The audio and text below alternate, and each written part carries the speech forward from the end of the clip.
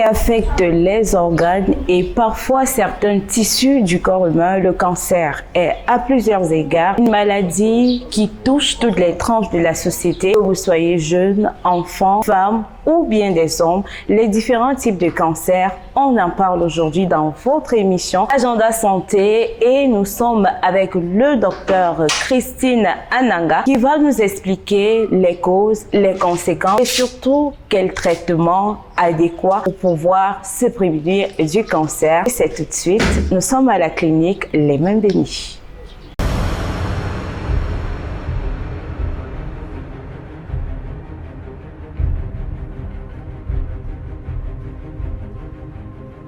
Bonjour Yvette, merci d'être honorée aujourd'hui. Le cancer, lorsque nous parlons de cancer, nous parlons d'une maladie qui annule les cellules, pour un terme très simple, c'est-à-dire annule les cellules anormales et divise de façon incontrôlable les tissus du corps. Donc, ils affaiblissent le système immunitaire. Donc, parfois, on retrouve le cancer quand il est encore, par exemple, dans le sang. On se dit cancer de sang. Et lorsqu'il se focalise à un domaine précis, ce n'est qu'en ce moment qu'on peut déterminer le type de cancer. Ça peut être en ce moment le cancer de sein, cancer de foie, cancer de l'utérus, ça peut être un cancer de prostate et bien d'autres. Bon, c'est vrai que beaucoup de cancers existent. Il y a le cancer de foie, comme je citais tout à l'heure, il y a le cancer de foie, le cancer de l'utérus, le cancer de sein qu'on retrouve sur les femmes, sur la jeune fille. Il y a le cancer de l'utérus, comme je disais. Il y a aussi des tumeurs qui sont classées dans le cadre des cancers. Il y en a plusieurs. Alors, parlant du cancer de foie, c'est donc en fait, le foie se détruit à partir soit des médicaments, parce qu'aujourd'hui, le manque de moyens amène les gens à consommer des médicaments d'une manière abusive, l'automédicamentation. Donc, il y a donc les hépatites, il y a une mauvaise consommation d'alcool qui fait en sorte qu'on se retrouve avec le cancer de foie, pour ne citer que ça. Alors, comment ça se manifeste, le cancer de foie? On se retrouve fatigué, avec des fatigues, le manque d'appétit, des insomnies. Et les traits du cancer de foie ont souvent tendance à mener à une cirrhose aussi. Oui, une cirrhose de foie. Et aussi, les symptômes sont compatibles aux douleurs gastriques. Donc, quelqu'un qui a les douleurs gastriques, il peut s'ajouter un cancer de foie et il est distrait, il se dit toujours que c'est les mêmes symptômes, donc le mal reste identique. Pourtant, les symptômes sont restés les mêmes, mais les douleurs diffèrent. Donc, à présent, ce n'est plus un problème gastrique, ça devient un problème de cancer de foie. Et il y a une légère différence parce que lorsque c'est un problème gastrique, on retrouve les douleurs du gastrique plutôt côté inférieur du membre du côté droit. La douleur est plus focalisée au côté inférieur. Par contre, quand c'est l'hépatite, on retrouve la douleur du côté supérieur droit. Vous allez voir quelqu'un qui sent des douleurs sur l'omoplate, mais plutôt un peu plus haut. Donc, c'est un peu ça la différence. Mais justement, c'est un cancer qui tue, c'est un tueur silencieux, il tue à petit feu beaucoup de personnes dans l'ignorance, avec l'alimentation qui n'est pas contrôlée, puisque lorsqu'on parle de foie, on parle de l'alimentation aussi, parce que pour éviter d'atteindre le cancer de foie, il faut éviter certains aliments, il y a une alimentation à suivre, il y a éviter aussi le stress, parce que si on restait stressé, ça nous amenait à beaucoup de maladies. Bon, les douleurs des parties supérieures, comme je disais, les douleurs de la partie supérieure droite, donc c'est-à-dire vous commencez à sentir les douleurs sur l'omoplate, là, mais côté supérieur. Donc en haut, vous sentez une douleur très forte, vous vous sentez fatigué, une masse sur le côté de côté droit, vous allez constater soit sur l'omoplate, soit là en bas, vous touchez, vous sentez une masse, et cette douleur-là persiste. Il y a les nausées, il y a les vomissements, il y a a la perte d'appétit, il y a les sensations de plénitude après un repas. Donc, dès que vous finissez de manger, vous voulez vous reposer, vous voulez dormir, vous voulez plus rien faire. Donc, il y a tout ça. Une perte de poids aussi peut l'expliquer parce que lorsque le cancer de foie s'annonce, quand on commence à faire la maladie, il y a une perte de foie. Bon, on ne peut pas dire qu'on ne peut rien faire parce qu'il y a quand même des trucs naturels, des thés, des potions naturelles que moi je conseille souvent. Parfois, si vous ressentez déjà, parce qu'en fait, la maladie, quand vous la ressentez déjà, ça veut dire que vous faites déjà la maladie. Vous pouvez être un porteur sain, vous pouvez être porteur, mais vous êtes encore dans l'ignorance parce que vous ne ressentez pas les symptômes. Ça ne veut pas dire qu'elles ne se manifestent pas, mais sauf que la manifestation est encore interne et inconnue. Mais par contre, lorsque vous sentez déjà des symptômes, ça veut dire que la maladie se manifeste déjà. Donc, si c'est par exemple le cancer de foie, je peux conseiller une prise de jus de citron à l'eau tiède pendant 2 semaines, ça peut régulariser les cellules, apaiser le taux d'acidité parce que le liquide amniotique se produit en grande quantité au fur et à mesure lorsqu'on fait déjà la maladie du cancer de foie. C'est ça qui tue facilement parce que c'est celle-ci qui détruit le système, ça donne les ballonnements au ventre, aux pieds, l'acidité augmente et puis on retrouve les pieds avec les œdèmes, les mains et autres. Donc, une cure de désintoxication à partir du citron et de l'eau tiède chaque jour ou le matin à jeun pourra aider le patient, parfois avec des thés un peu comme les menthes, sans toutefois oublier d'y ajouter le citron à l'eau tiède. Oui, ça facilite, ça aide beaucoup dans l'évacuation du mauvais liquide du cancer de foie. Mais parlant de traitement, en médecine moderne, en réalité, on sait juste apaiser les douleurs et les manifestations, mais traitement proprement dit, nous ne l'avions pas encore. Mais on trouve aussi des produits naturels qui, avec certains patients, lorsqu'on a des résultats de ce genre, on fait bon usage et puis il y a certains où ça tient. On peut compter au bout des doigts.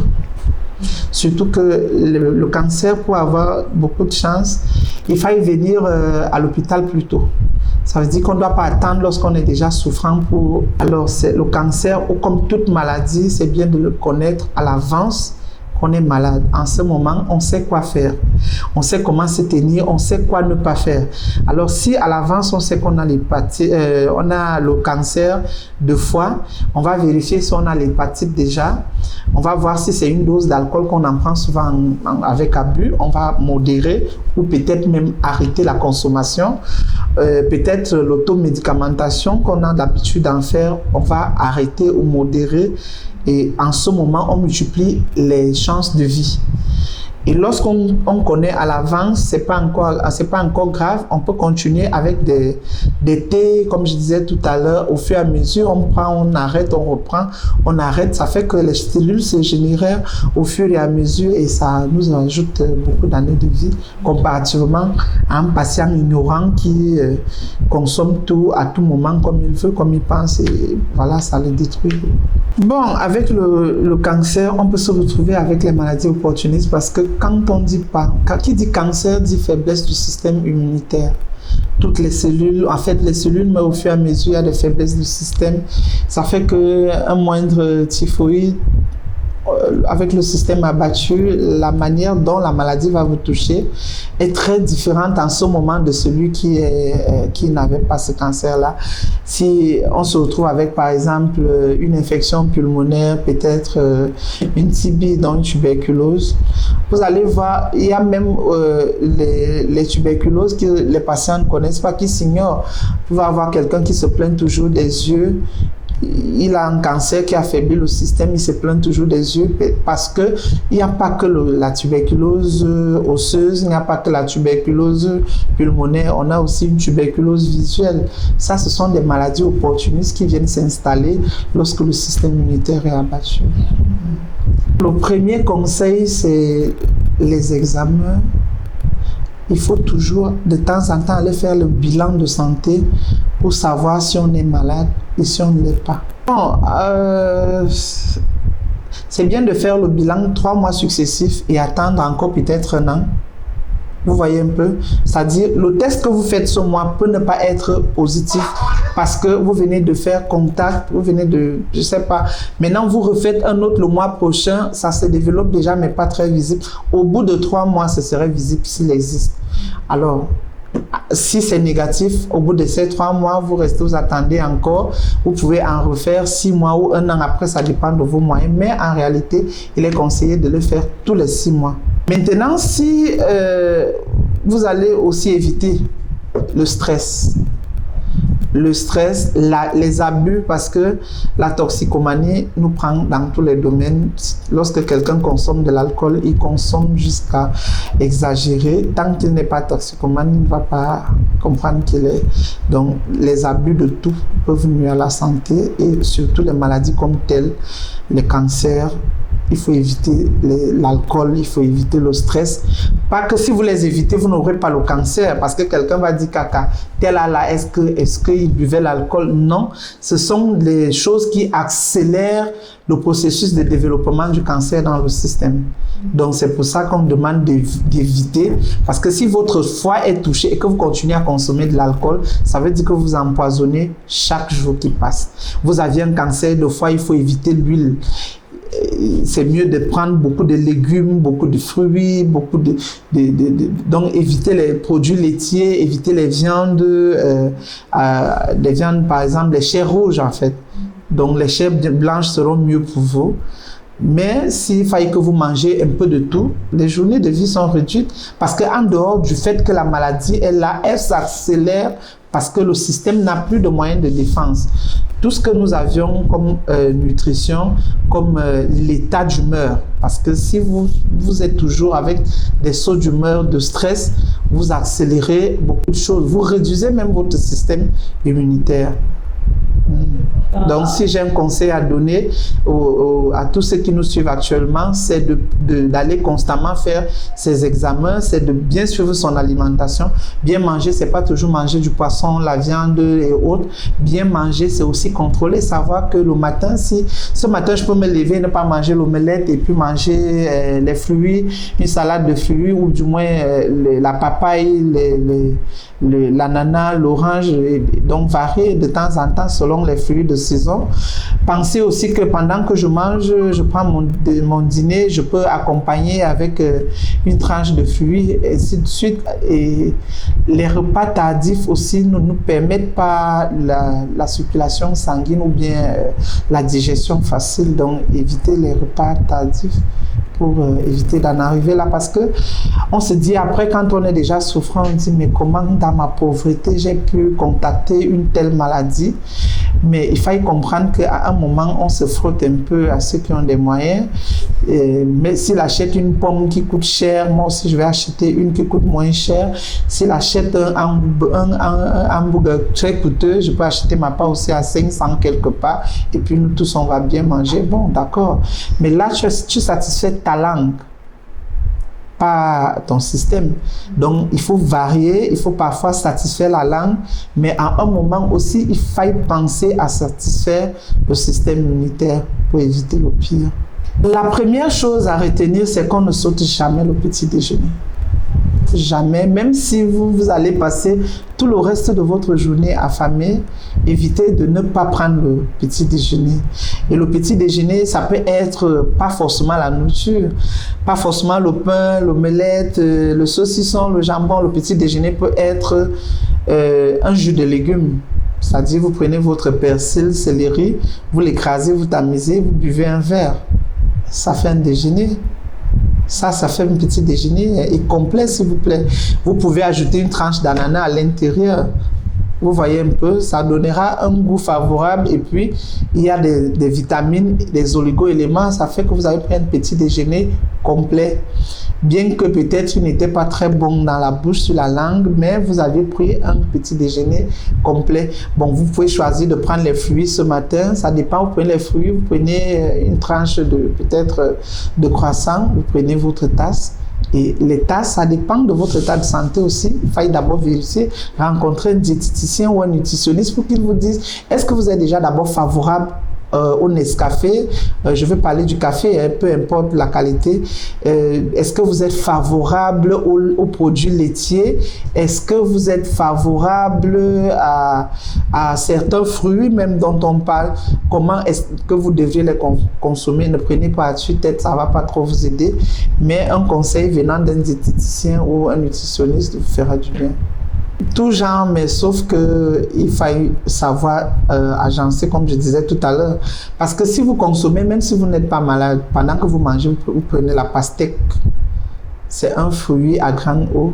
Ce serait comme si vous êtes en train de manger en buvant de l'eau. À quel moment vous allez, le système va récupérer les oligo-éléments et les vitamines? Parce que ça se fait en 30 minutes maxi, 20 à 30.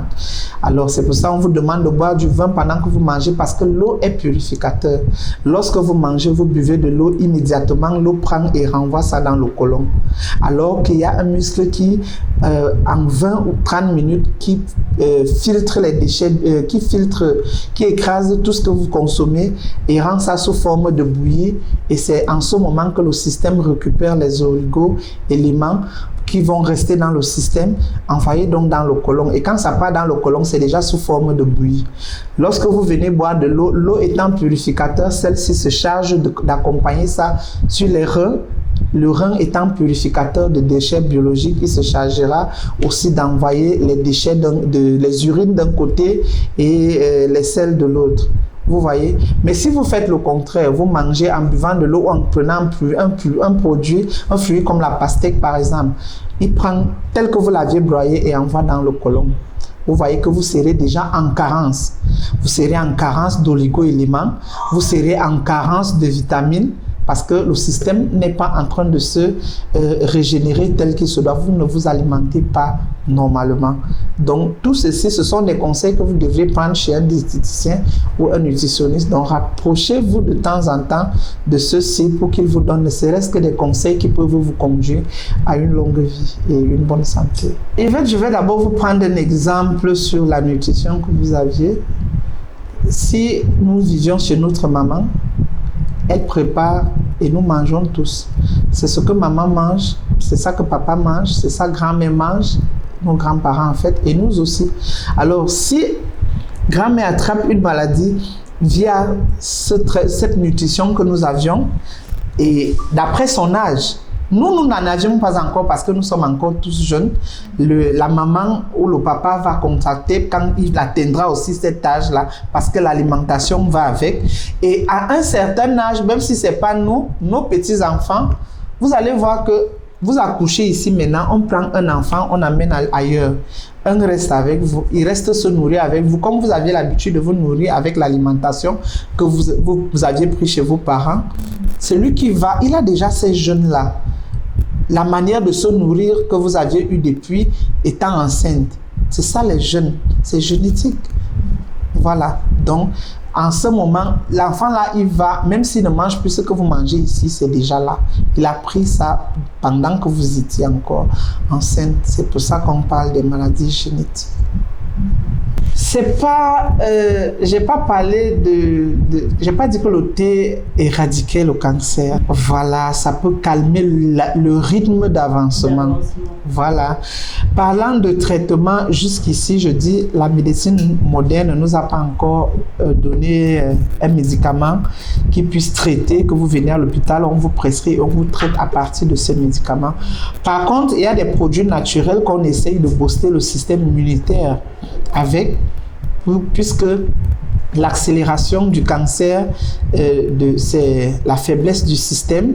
Alors, on fait l'effort de booster le système immunitaire au fur et à mesure pour ralentir la destruction de celui-ci. Pas vraiment. Il y a des gens qui ont le palu en 2-3 jours, ils décèdent, non? Nous sommes d'accord, nous avions le traitement du palu. Ça veut dire qu'il faille plutôt éviter d'en arriver là, éviter d'avoir le cancer. Donc chaque personne doit chercher comment éviter d'avoir le cancer. Donc vous vous rapprochez, si vous ne saviez pas, de votre médecin, nutritionniste, diététicien généraliste. Il pourra vous accompagner dans ça. Il y a des oncologues aussi qui peuvent vous donner des conseils via le cancer. Donc, ne vous découragez pas parce qu'il n'y a pas de traitement. Et lorsqu'on sait qu'il n'y a pas un traitement facile, il est préférable d'éviter l'accès. Les cancers, c'est récurrent selon les abus. Lorsqu'il faille consommer beaucoup je ne veux pas citer comme si j'avais un problème avec quelqu'un, il faut tout ça avec exagération, on met le cube, mets-moi le cube là, mets-moi l'arôme, mets-moi le... Donc vous mettez tout, ajoute, tu as mis petit, non je ne veux pas que tu mettes le sel, mets plutôt le... Vous voyez un peu, on met le... Ah, tu dis, ah moi je n'aime pas le truc là, ça sent mauvais. Vous voyez la différence. C'est pour ça que ça va s'accentuer. Au lieu de manger... Avant, nous, on mangeait... Lorsqu'on était petit, on nous donnait le réchauffé quand on partait à l'école. Vous voyez, aujourd'hui, l'enfant, s'il n'y a pas le lait, s'il n'y a pas le croissant, s'il n'y a pas... Pas pour dire que c'est certainement ça, mais à force de retirer ce qu'il y avait déjà, qui nous évitait ça, et mettre... autre chose alors qu'on se retrouve donc avec toutes ces maladies. Pourquoi ne pas mixer? Parce qu'on ne peut pas dire qu'on rentre en arrière, non, mais pourquoi ne pas mixer quand même de temps en temps pour éviter le pire? Vous voyez un peu, tout c'est avec exagération. On dit l'alcool est bien pour la santé, prenez-en un peu. Si quelqu'un n'est pas sous, c'est même là-bas qu'on peut apprendre à noyer les soucis. Vous voyez, on demande de consommer les trucs de la pâtisserie, ça devient qu'on ne doit plus manger, on ne consomme que de la pâtisserie. Bon, je prends un exemple. Qui a dit que l'anniversaire, c'est seulement le gâteau? Donc, si je fais mon anniversaire, je fais un bon plat de légumes, je vous invite ici. Tout le monde va freiner là devant la porte et dire, mais celle-ci, elle nous prend pour des qui là? Nous sommes des chèvres ou quoi?